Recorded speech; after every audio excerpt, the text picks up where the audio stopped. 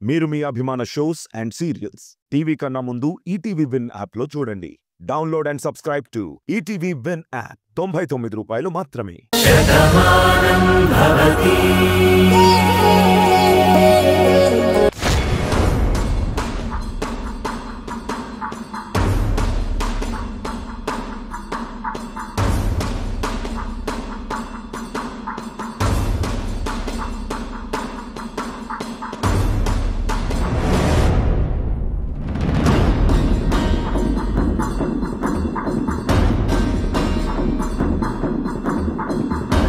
చూడు దేవమ్మ, తనలో ఎలాంటి మార్పు రాలేదు.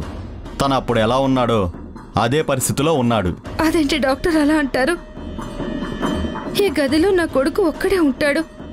వాడు కదలని స్థితిలో ఉన్నాడని మీరే చెప్తున్నారు. మరి ఆ వస్తువు కింద ఎలా పడింది? దానికైనా సమాధానం కావాలి కదా. అది ఎలా పడిందంటే పిల్లో ఎలుకో ఏదైనా ఉండొచ్చు, గాలికైనా పడొచ్చు. తన చెయ్యి కాలు కదపగలిగితే ఇప్పుడు ఖచ్చితంగా స్పర్శ తెలుస్తుంది. ఇప్పుడు అదేం కనిపించలేదు కాబట్టి తను ఫిజికల్గా అన్ఫిట్గానే ఉన్నాడు. అది నేను చెప్తున్నాను. ఇంకోసారి మళ్ళీ ఇలా జరిగితే అప్పుడు ఆలోచిద్దాం. ఇప్పటికైతే నీ కొడుకులో ఎలాంటి మార్పు లేదు.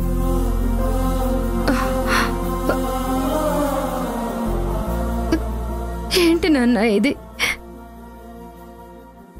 నీ చేత్తోనే ఆ వస్తువుని తోసుంటావు అనుకున్నాను. నీలో కదలికొచ్చిందని ఎంతగానో ఆనందపడ్డాను. కానీ డాక్టర్ గారు మాత్రం నీ పరిస్థితి మారలేదు అంటున్నారు. నాన్న, నా మనసు అబద్ధం చెప్తోందా? నీ స్థితి అబద్ధం చెప్తోందా? డాక్టర్ గారికి అర్థం కావట్లేదా? ఏం జరుగుతుంది? దేవమ్మా, నీ మాటే నిజం అనుకుందాం. అసలు నువ్వు తనతో ఏమైనా మాట్లాడావా? ఎవరి గురించైనా చెప్పావా? అప్పుడు తను ఏమైనా ఎమోషనల్గా ఫీల్ అయ్యాడా? భాను అని మా అందరికీ కావలసిన అమ్మాయి ఒకరున్నారు. ఆ తల్లి గురించే చెప్పాను. తనని చూడ్డానికి వెళ్తున్నాను అని అన్నాను. అప్పుడు నా కొడుకులో ఎలాంటి కదలిక కనిపించలేదు.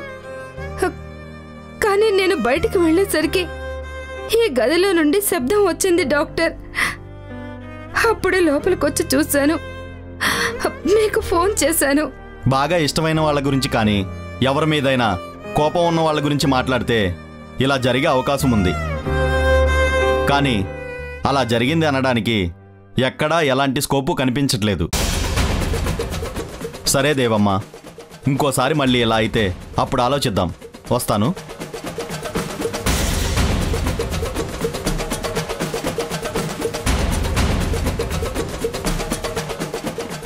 అమ్మ, నువ్వు బానక్క గురించి చెప్పావు. అక్క ఇంట్లో బాగుంది అన్నావు. కానీ ఆ ఇంట్లో ఒక రాక్షసి ఉంది, ఆ నీలిమ. నాకు ఈ పరిస్థితి రావడానికి కారణం తనే అని తెలిస్తే నువ్వు ఎలా మారతావో నాకు తెలుసు. దాని పరిస్థితి ఎలా మారిపోతుందో నాకు తెలుసు. అది చెప్పే ప్రయత్నం నేను చేయాలి అనుకుంటున్నాను. కానీ నా ఒళ్ళు నాకు సహకరించడం లేదు.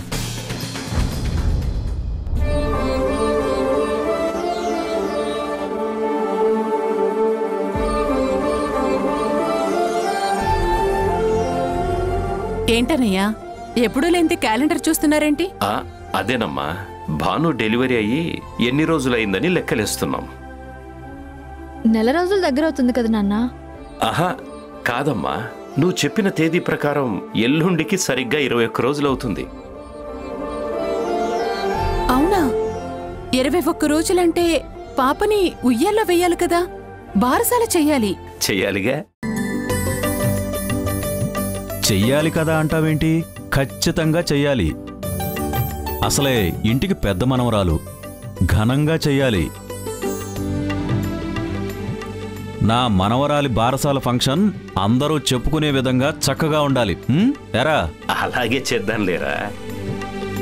నీ మనవరాలంటావేంటి? మన మనవరాలు, మన మనవరాలు అనాలి. అదేలేండి. చాలా రోజుల తర్వాత ఈ ఇంట్లో జరుగుతున్నటువంటి ఫంక్షన్ కాబట్టి చక్కగా అందరం సంతోషంగా ఉండేలాగా ప్లాన్ చేద్దాం. అత్తయ్య, మిమ్మల్ని ఒక మాట అడగచ్చా? అదేంటి భాను అలా అడుగుతా? నువ్వు నేను ఇద్దరం ఇంటి కోడళ్ళమే. నా తర్వాత ఈ ఇంటిని నడిపించాల్సింది నువ్వే. పర్మిషన్ అడుగుతావేంటి చెప్పు? బారసాల ఫంక్షన్కి మురారి గారి ఫ్యామిలీని కూడా పిలుద్దామా? తప్పకుండా పిలుద్దాం. వద్దమ్మా, వాళ్ళు రారు. అదేంటండి, రారని మీరెలా చెప్తారు? మనం పిలిస్తే తప్పకుండా వస్తారు.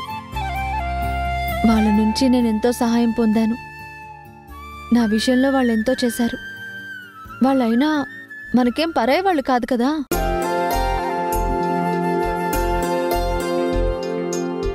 నేను ఇంటికి వచ్చాక మన బంగారు తల్లికి జరుగుతున్న మొదటి ఫంక్షన్ ఇది. అందుకే ఆత్మీయుల్లా వాళ్ళు కూడా ఉంటే బాగుంటుందని నేను అనుకుంటున్నాను. నీ ఆలోచన మంచిదే బాను, కానీ అక్కడ మురారి పరిస్థితి ఎలా ఉందో మనకి తెలుసు కదా. అసలే రాధ దూరం అయిన బాధలో ఉన్నాడు. ఇన్ని రోజులు నువ్వే రాధా అన్న భ్రమలో ఉన్నాడు.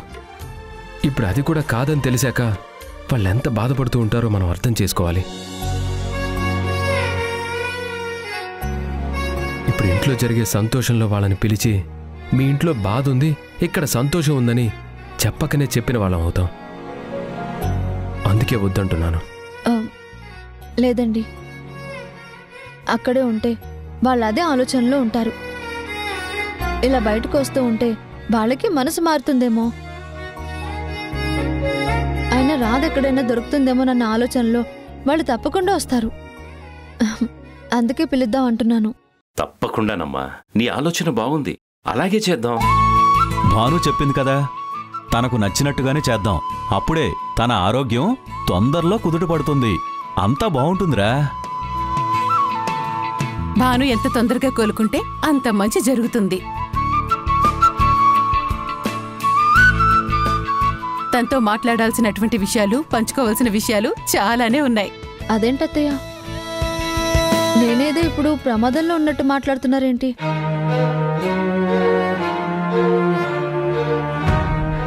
నేను సంపూర్ణ ఆరోగ్యంగా ఉన్నాను. మీరేం చెప్పాలనుకుంటున్నారో నాకు చెప్పండి. అయినా నీ దగ్గర దాచే విషయాలేముంటాయమ్మా? ఏది ఎప్పుడు ఎలా చెప్పాలో అవన్నీ చెప్తాను. ముందు ఫంక్షన్ ఏర్పాట్లన్నీ చేద్దాం. అవును, అదే కదా ముఖ్యం. ఏరా చేద్దాం.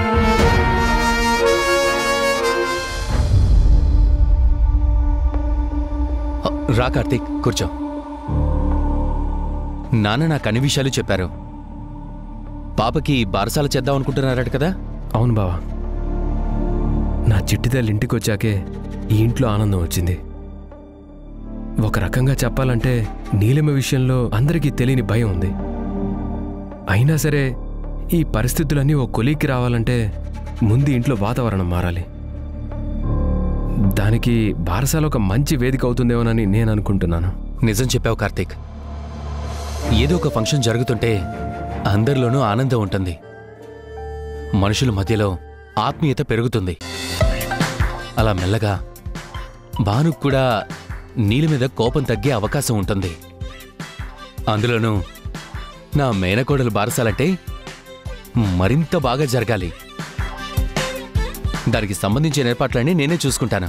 మీ మేనకోడల సంగతి నువ్వే చూసుకో. మా కూతురు బారసాలకి మేమేమేం చేయాలో నేను చూసుకుంటాను. అలాగే.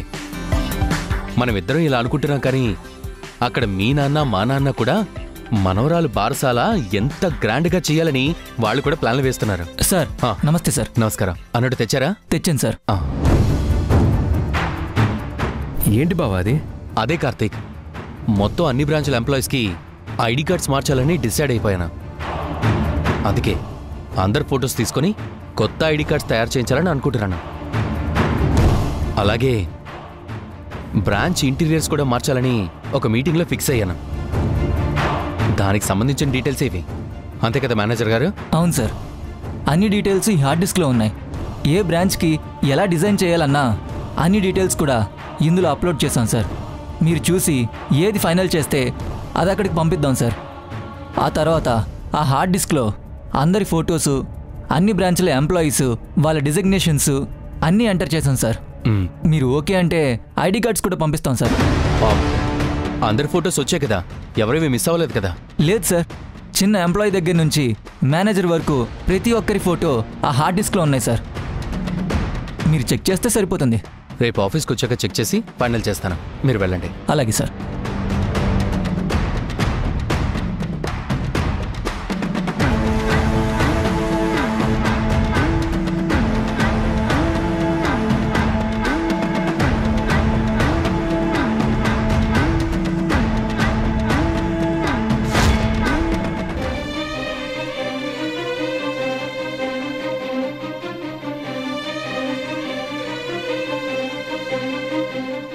మావయ్య, కాఫీ తీసుకో.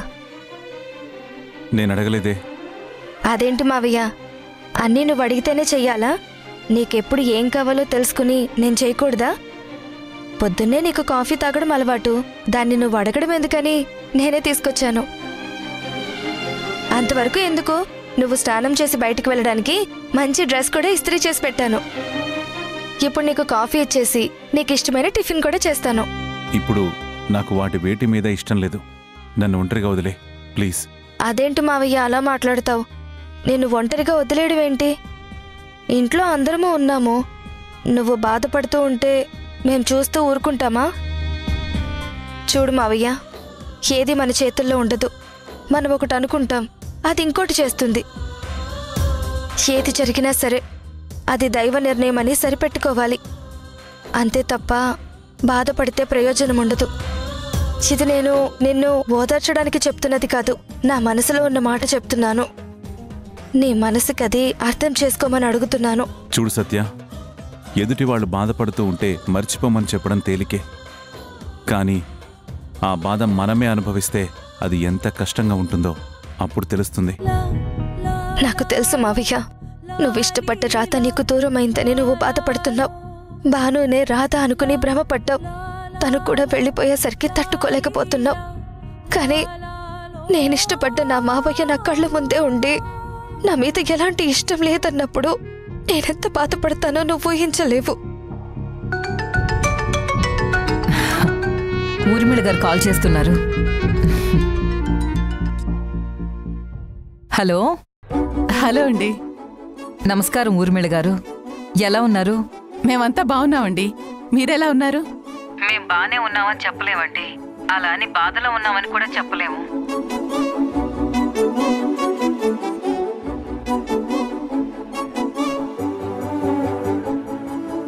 ఇన్నాళ్ళు మా ఇంట్లో ఉన్న అమ్మాయి మీ అమ్మాయి అని తెలిసి మీ ఇంటికి పంపించాం. అందుకు సంతోషంగానే ఉంది. కానీ మా అనుకున్న మనిషి మాకు దూరం అయిందని మాకు బాధగానే ఉంటుంది కదా.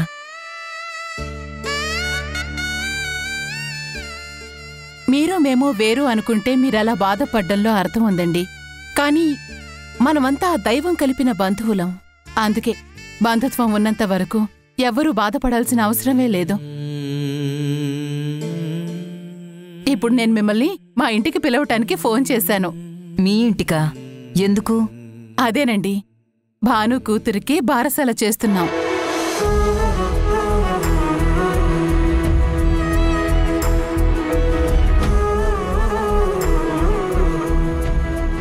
ఆత్మీయులందర్నీ పిలుస్తున్నాం. అందర్నీ మించినటువంటి ఆత్మబంధువులు మీరు. అందుకే మీరందరూ తప్పకుండా రావాలి. మీ అభిమానానికి మేం కృతజ్ఞతలవండి. కానీ ఇప్పుడు మేం వచ్చే పరిస్థితుల్లో లేము. మురారి మనసు కూడా ఏం బాలేదు. ఇప్పుడు మేం అంత దూరం రావడం జరిగే పని కాదు. రాలేకపోతున్నందుకు దయచేసి ఏమనుకోకండి. అదేంటండి అలా మాట్లాడతారు? నా కూతురికి జరుగుతున్న తొలి ఫంక్షన్ ఇది. దానికి మీరందరూ రాకపోతే ఎలా? అది పుట్టింది మీ ఇంట్లోనే. నేను కడుపుతో ఉన్నప్పుడు దగ్గరుండి నన్ను కంటికి రెప్పలా చూసుకుంది మురారి గారు, మీరు, సత్య. అలాంటి మీరు ఈ ఫంక్షన్కి రాను అంటే ఎలా? మా గురించి ఎంతగానో ఆలోచించే మురారి గారు ఈ ఫంక్షన్ చూడకపోతే ఎలా ఉంటుంది చెప్పండి? అబ్బో, మతి లేకుండా వాళ్ళింట్లో ఉన్న ఈవిడి గారికి అభిమానానికి తక్కువేమీ లేదు. ఇంట్లో ఉన్న నీలిమ కనిపించడం లేదు, కానీ ఎక్కడో ఉన్న వాళ్ళని మాత్రం చూడు, ఏరి కోరి ఎలా పిలుస్తుందో. అది కాదమ్మా, ఇక్కడ పరిస్థితి నీకు కూడా తెలుసు కదా, అందుకే చెప్తున్నాను. నాకైతే ఎందుకో మనసేం బాగోలేదు. దయచేసి బలవంతం చేయకమ్మా.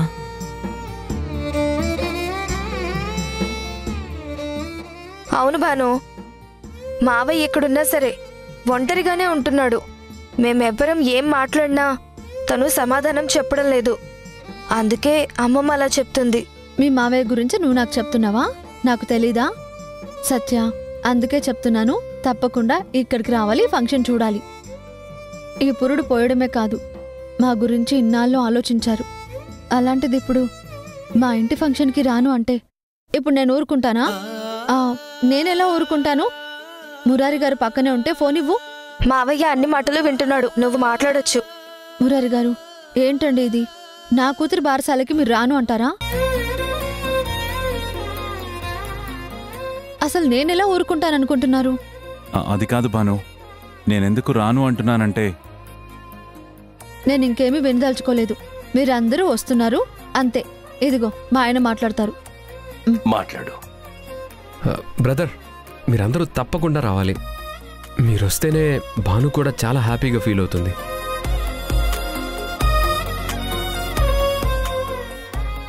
అలాంటిది మీరు రానంటే మేమందరం బాధపడతాం కదా. ఇలా ఇవ్వు బాబు. చూడండి బాబు, మా కూతురు మాకు లేదని మేమంతా బాధపడిపోతూ ఇక్కడే ఉండిపోయాం. కానీ నా బిడ్డను కంటికి రెప్పలా కాపాడి, నా బిడ్డని తన బిడ్డని కూడా మీరు అపురూపంగా చూసుకొని తిరిగి మాకు అప్పగించారు.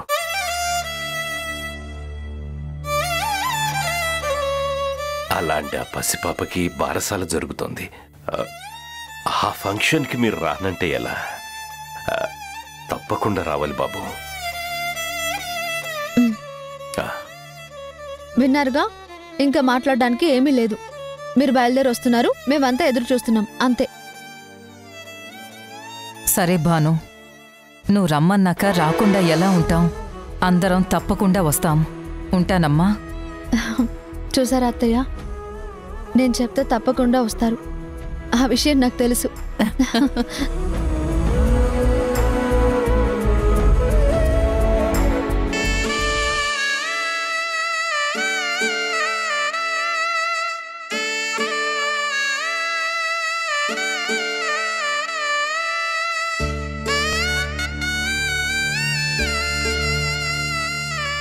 కార్తీక్, నీ చేత్తో 3 ముళ్ళు వేయించుకోవాలని ఎప్పటినుంచో నేను కలగన్నాను. ఆ కల నెరవేరింది అనుకున్నాను. నువ్వు కట్టిన తాళిని బయటికి చూపించుకోలేని పరిస్థితుల్లోకి వచ్చాను. ఈ తాళి నా మెళ్ళో ఉంది కాబట్టి నువ్వు నా వాడివి అన్న నమ్మకం ఉంది. కానీ భాను నీ మనసులో ఉంది కాబట్టి నేను నీకు పరాయిదాన్నవుతానేమోనని భయంగా ఉంది. ఈ పరిస్థితులు ఎప్పటికీ మారుతాయి. నువ్వు నా వాడివి అని అందరికీ ఎప్పటికీ తెలుస్తుంది. ఏదంతా తలుచుకుంటూ ఉంటే చాలా ఆందోళనగా ఉంది. నేను కన్ను మూసేలోగా నీ భార్యగా అందరికీ తెలియాలని, నీ ఒడిలోనే నేను వెళ్ళిపోవాలని కోరుకుంటున్నాను. కానీ ఆ కోరిక నెరవేరుతుందో లేదో.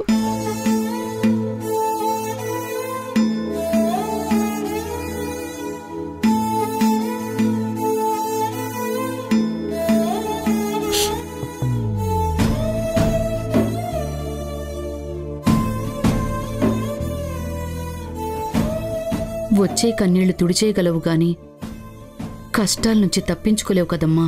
నన్ను ఇష్టపడి మీరున్నారు.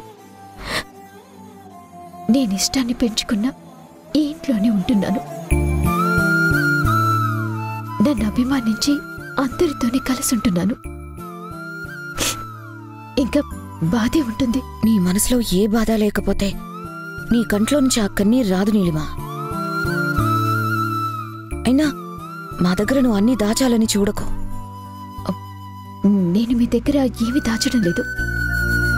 అది సరే, కార్తిక్ టిఫిన్ చేశాడా? నిన్ను వాళ్ళు ఎవరూ పట్టించుకోకపోయినా నువ్వు మాత్రం నీ భర్త గురించి బాగానే ఆలోచిస్తున్నావు. అదేంటి పెద్దమ్మ అలా మాట్లాడతాం? కార్తీక్ నా భర్త.